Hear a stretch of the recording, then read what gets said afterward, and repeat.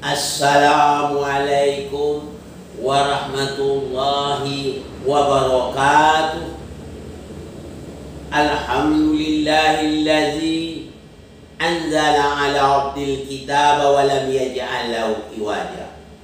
Asyhadu an la ilaha illallah wahdahu la syarika lah.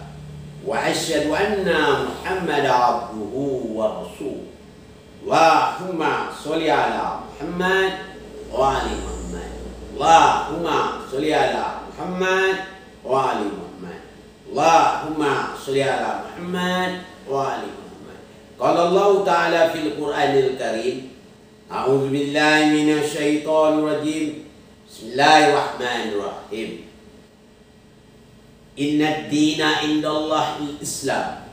Wa may yaftaghi ghayra Islam ad-dinan fala yuqbala minhu wa huwa fil akhirati minal khasirin.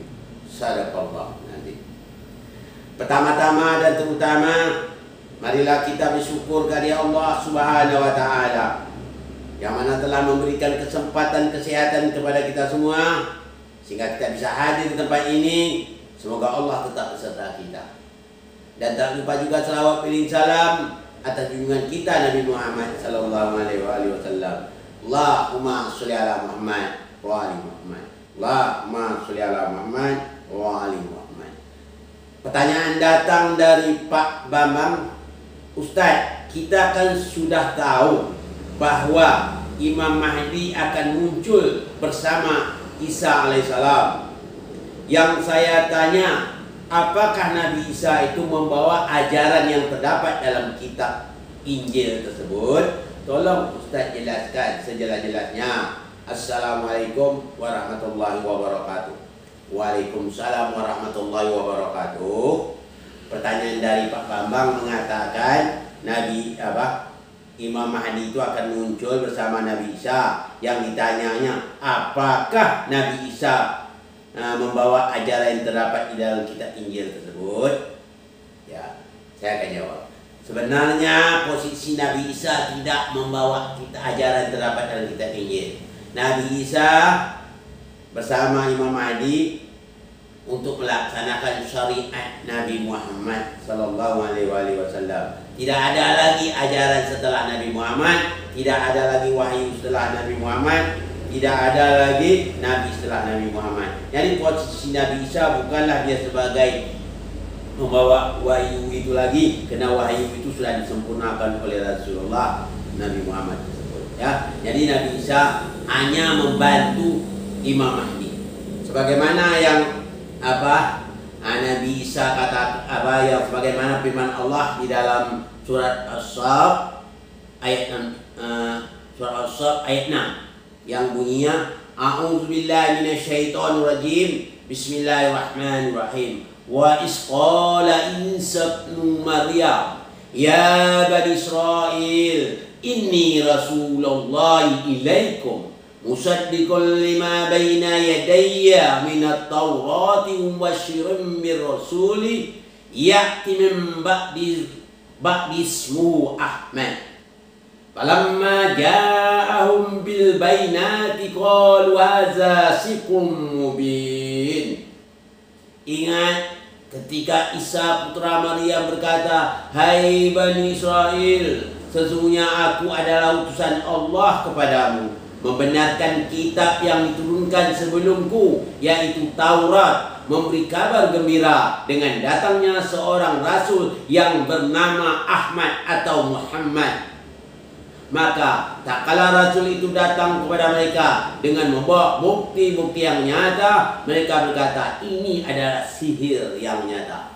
Jadi setelah Nabi Muhammad datang, mereka beranggapan itu adalah sihir saja.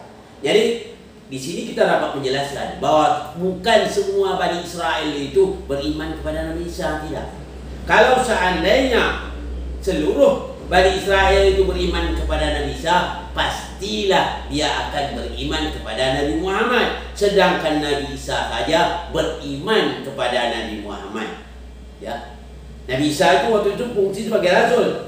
Setelah hadir Nabi Muhammad, dia beriman kepada Nabi Muhammad. Jadi fungsi Isa di sini, Nabi Isa di sini membantu Imam Mahdi untuk melaksanakan syariat Nabi Muhammad. Maka dalam keterangan lain mengatakan waktu solat saja ya yang menjadi imam adalah Imam Mahdi. Jadi Imam Mahdi menjadi jadi imam, sedangkan Nabi Isa di belakang. Karena aku tidak akan membawa syariat lagi, aku hanya mengikut syariat Nabi Muhammad SAW. Kenapa? Karena Nabi Muhammad ini merupakan pemimpin seluruh para nabi. Nabi Muhammad itu sebagai pemimpin seluruh nabi. Sebagaimana yang sabda Nabi, ana sayyidun nabi wa ali sayyidul wasi.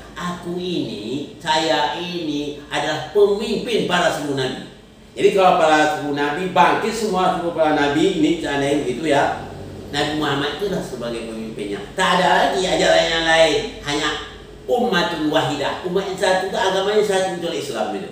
Jadi Nabi Muhammad bawa ajaran Islam. Semua para nabi semuanya tunduk dan patuh kepada wilayah Nabi Muhammad sallallahu alaihi wasallam. Nah, itu maksudnya. Jadi tidak ada lagi ya ajaran-ajarannya, walaupun Taurat, Injil, Zabur ada, tetap dia tunduk di bawah wilayah Nabi Muhammad sallallahu alaihi wasallam. Tidak ada lagi yang lain setelah itu. Kita kalau berlogika, kadang-kadang orang ingin boleh berlogika, tapi dia logika dia salah. Itu lucu. Contoh saja, sudah berkali-kali sudah saya sampaikan. Sudah berkali-kali, hampir juga 5 kali ada. Seandainya Soekarno masih hidup, ya, Habibie masih hidup, seandainya Gus Dur masih hidup, ada ya, Mega sekarang masih hidup, itu SBY sekarang masih hidup, semua para nabi hidup semuanya ya, atau para presiden semuanya hidup semua, bukan nabi ya, para presiden hidup semuanya patuh di bawah wilayah Bapak Jokowi. Kenapa Bapak Jokowi sekarang jadi presiden? Semuanya harus tunduk. Jadi yang telah yang lalu itu tidak berlaku lagi sekarang. Yang berlaku adalah wilayah Bapak Presiden Pak Jokowi. Dia harus sebagai presiden. Aturan dia. Yang lain itu tidak berlaku lagi. Dah habis masa jabatannya. Ya, sudah habis. Nah, jadi sekarang masa Pak Jokowi yang memimpin. Nah, itu maksudnya. Jadi yang lain tidak boleh mengacau-acau, istilahnya begitulah umpamanya.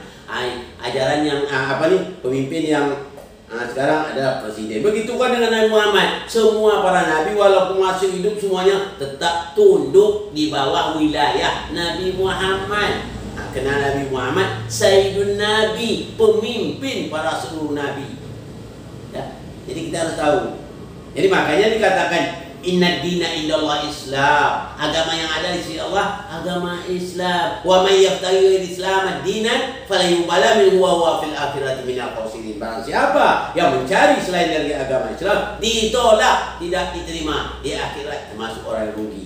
Hanya di kita kalau mengaji itu yang penting itu paham. Ya. Bukan profesornya, yang pahamnya yang paling penting. Ya, paham. Nah, itu yang saya jelaskan ini. Di sini saya menjelaskan pada Pak Bambang supaya Pak Bambang sudah paham juga ya. Rasa saya sudah bukan paham ini, seharusnya sudah cukup paham ini. Sudah jelas. Saya menggunakan bahasa biasa-biasa, ya. Nah, tidak ada menggunakan bahasa tinggi, tidak ada. Bahasa yang semudah-mudahnya. Dari tingkat SD sampai ke atas itu akan paham gitu. Ya, kenapa? Bahasanya bahasa biasa. Ya. Tidak tinggi dan tidak juga rendah. Begitu maksudnya. Jadi di sini saya sampaikan kepada Pak Bambang, pada yang lain-lain juga ya, kita harus tahu. Jadi yang Nabi Isa itu tidak membawa ajaran yang lain-lain ya, tidak ada ajaran Injil. Kalau seandainya juga Injil, Taurat, Zabur ada juga sekarang ini juga tidak berlaku. Yang berlaku adalah Al-Quran. Nah, itu maksudnya. Ini yang paling payah orang-orang kadang untuk meyakini tentang itu. Ya, kadang-kadang banyak saya percaya dengan Injil, betul kita percaya dahulu kepada Injil, Taurat, Zabur. Kita percaya. Kena percaya maksud apa? Kena kita tersebut dari Allah. Kita percaya. Tapi kalau kata Allah sudah masuk Quran ini sudah tidak berlaku lagi. Ya. Kalau dalam bahasa kita sudah diamandemen dah tu. Wah, itu Al-Quran ini ya. Itu maksudnya. Oleh sebab itu, mudah-mudahan kita semua kalau dapat beragama ini paham. Jangan asal-asal ikut. Kebanyakan orang ikut-ikut orang, ya, ikut kebanyakan orang. Maka Allah larang itu. Jangan ikut kebanyakan orang, nanti sesat kamu. Ya. Wa in tuti aksara man fi ardi yudilluka an sabilillah an yattabi'una ila zona wa minhum ilayya rusul.